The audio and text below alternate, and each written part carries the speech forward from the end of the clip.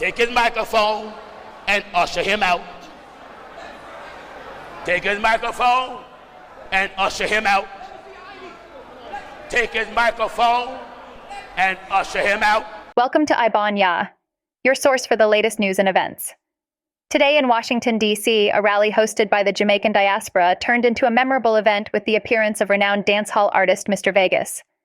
The rally was a vibrant celebration of Jamaican culture, aiming to address key issues affecting the community. Attendees enjoyed music, food, and speeches, creating a lively atmosphere. The highlight of the day came when Mr. Vagas, also known as Clifford Smith, made an unscheduled appearance. Known for his dynamic performances, he took the stage, energizing the crowd with his music and words. He emphasized the importance of unity and cultural pride, significantly boosting the rally's momentum. However, his performance was briefly interrupted, causing a momentary pause.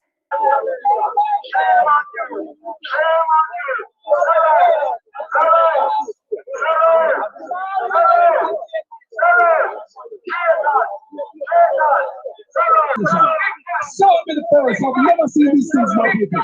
The first time we're on our knees, look. We are seeing cooking politicians on the board on both sides. We're seeing cooks on the PP, we're seeing cooks on the J. Details about the interruption are still unclear, but the rally quickly regained its rhythm, with attendees remaining in high spirits. The rally aimed to engage the Jamaican diaspora in the U.S., focusing on immigration, education, and economic opportunities. Mr. Vagas's participation underscored the event's significance, highlighting the strong ties within the community. In another segment, the rally for reparations in Washington, D.C. took an unexpected turn when Jamaican dancehall artist Mr. Vagas interrupted the proceedings. The event, which also celebrated Juneteenth, gathered numerous advocates and supporters. As the rally unfolded, Mr. Vagas, a significant figure in the dancehall genre, took the stage unexpectedly. His passionate address centered on supporting reparations and unity among the diaspora. This unplanned speech led to some confusion and tension among organizers and attendees.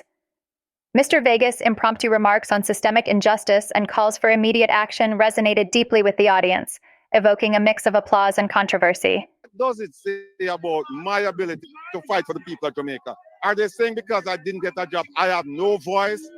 I can't speak out against ills of Jamaica? I think that would be wrong. I don't think that's what they want to say. But it's propaganda. But like I said, I have a single-minded focus. I'm just focused on the rights, the benefits, the health, the education, everything concerning the Jamaican people, not about the government. Well, Fred Radigan, you are a man who... Hold on. No, hold on a minute. You're a man who will stand up for everyone. And when you hear all of that, people next door shouting, Ratigan, shame on you, Ratigan this, Ratigan that, how do you feel? They know my name. So any press is good press. Bad press are good. Despite the interruption, the rally continued smoothly, with organizers reinforcing the message of solidarity and focused advocacy for reparations. Mr. Vagas' passionate interjection showcased the diverse support for the movement, adding an emotional and urgent layer to the day's events. If you enjoyed this video, please like, share, and subscribe to Ibanya for more updates and news on events that matter to you. Thank you for watching. Take his microphone and usher him out. Take his microphone and usher him out. Take his microphone and usher him out. Them fellows, one Jamaica, one Jamaica, one Jamaica, one Jamaica, one Jamaica, one Jamaica, one Jamaica, one Jamaica, one Jamaica, one Jamaica. Come here, my peeps. You know how to meet the boss again. I want to look into this. Currently, you know, you have today Saturday, you have a set of people in the diaspora Washington there and do a peaceful protest against the government and the handling of the Jamaican people and the economy, etc., crime, etc. Now, me see on that same day, the Jamaica Labour Party have so a little set of nincompoop, a handful and nincompoop, set them a counter protest and put on the Jamaica color. Eh? What could I ever go? So what are they protesting about? Jamaica, you see why we ever reverse when we have people, uneducated people like this? I know who I lead that protest to. Field dancehall recording artist Vagas. It's a Vagas. Alongside Chopper Media. Vegas, what you have against the PNP? What the PNP do? What the PNP do? What you have against the party? Why you never take it up by yourself? Go ask to the Jamaican government for name the illicit six. Why you never ask the Prime Minister to come for declare, make certify him statutory declaration after 2 to 3 years? Why you never talk about the money spent on a Cornwall Regional Hospital? The over $19 billion overspent. Why you not talk about the tax office for them rent for $451 million? Yeah? And I got to pay $1 billion for renovate it. Why you don't talk about that? Too much hypocrisy in this country. And Vegas, you should be a damn shame of yourself.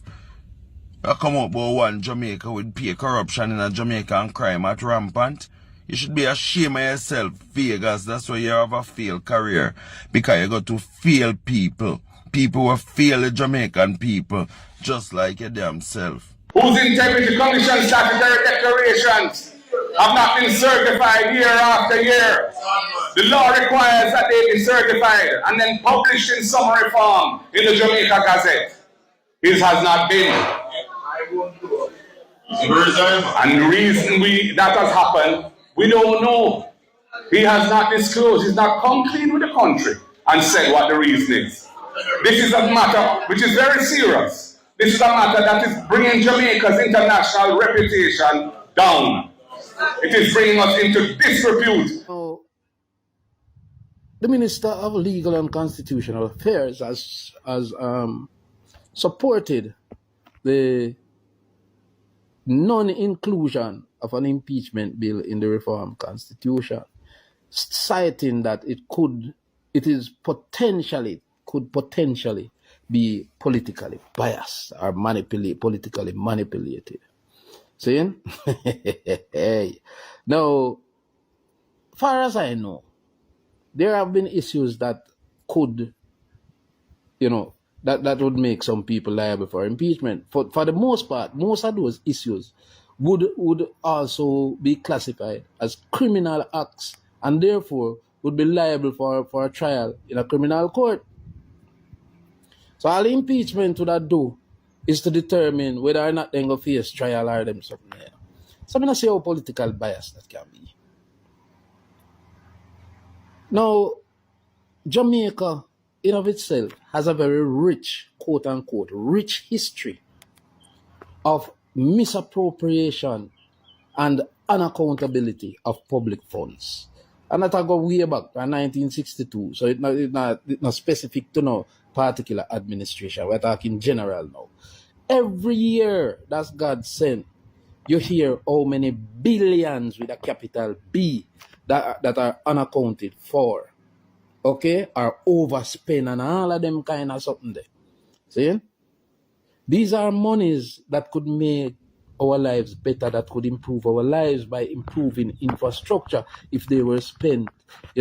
More people in our rural communities have better roads, have light and running water in their pipes, garbage collection, all of them something there. Could have it happen with them money there. But every year, billions of dollars are unaccounted for.